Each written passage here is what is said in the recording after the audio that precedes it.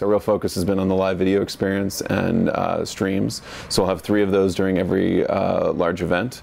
We did that during Sandy as well as during the conventions and debates and of course election night, giving our users a different mix of things. So on election night it was the on-air broadcast as well as our own original digital broadcast that we were doing, plus a graphics display where people could just see the map at all times and where the election was going.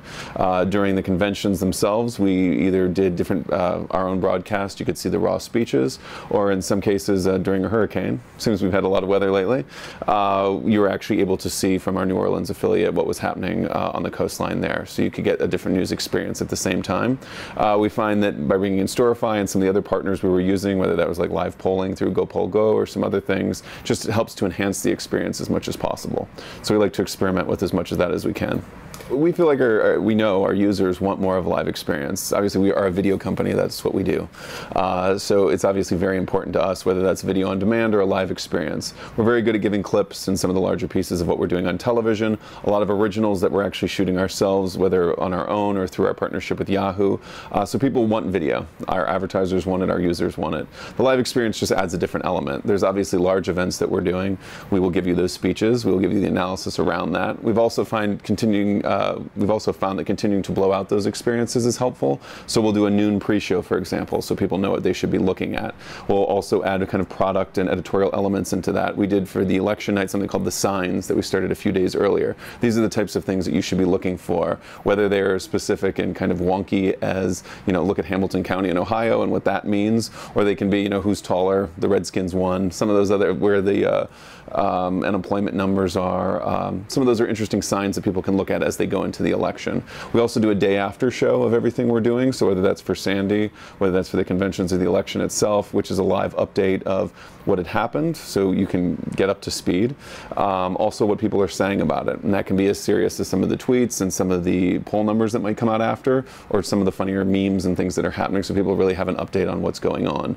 I think you'll see ABC News continue to explore those areas, whether those around events or just kind of general news or general reactions, if you will, from our users, and continue to bring them into the conversation. I think something we find particularly interesting, which we experimented a lot with during the election cycle, was Google Hangouts.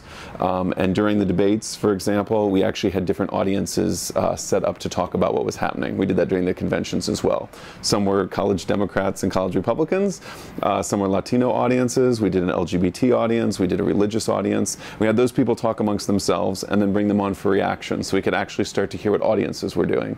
We also experimented very heavily during all of Election Day, where we actually did Google Hangouts with 50 different people in 50 states to start to get that real, if you will, the real people commentary on what's happening. And it's not just a bunch of pundits and news people always talking. It's what do people really feel is happening.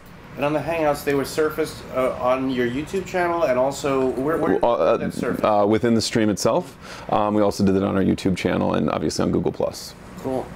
And give us an update on the whole Yahoo scenario, and particularly the original programming with Katie and different things. Tell us how that's, give us a little update on that arrangement. It's been great. We just had our 1-year anniversary, so I remember seeing you there on the first day of that. We've had a lot of success. Obviously, the traffic has been phenomenal. We're doing a lot of these large events together. We've had millions of live streams in each of these. I think just going back to the live piece, what's interesting to us is, we're really rivaling cable news types of audiences when we do these. And election night itself, we had millions and millions of streams, so it was just an enormous event for us.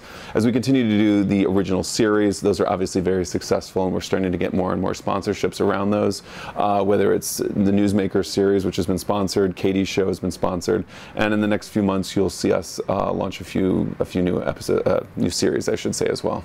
Your question was around what's driving news consumption. It really depends. A lot of it is very topical. So, of course, you'll see during elections and during Sandy and during many other things that are happening in the world, it's going to drive people wanting to come there. Also, there's a discovery piece of this. People are searching for things where, financial cliff and a lot of those things are starting to enter the vernacular, and people want to know what that is, and that they'll discover news that way. And a lot of it is drawn by social, what people are talking about and how they can contribute into that. We like to be part of that conversation as much as possible. possible. We take Twitter very seriously, and Facebook and things like that, and contribute our stories into that, but also take those comments and those stories that are coming in from it. I think Sandy's a great example. Of course, I was living in the dark myself for a week, as were a lot of other people. A lot of people had a lot of damage. It was a very serious storm both before and after, and that's something where, you know, we can hear that reaction. We can also get pictures. We can get new stories, and we can make sure that we're covering things that people want. So I think it's a whole range and a whole spectrum. It's what I think is very interesting about digital. I think we're able to really inform and entertain that individual person and give them exactly what they need. And I think as you look at the next months and years, that's what ABC News is really doing in really a very special way to a mass audience, and with really that credibility behind it and that brand, and that talent that people know and trust, to really deliver those experiences. So we'll give very general and big things on television, and we're giving much more personal and much more interesting and much more audience focused, as we talked about with Google Hangouts and things like that, to the individual. And that's what's exciting us, and that's what we're continuing to do through product and through editorial.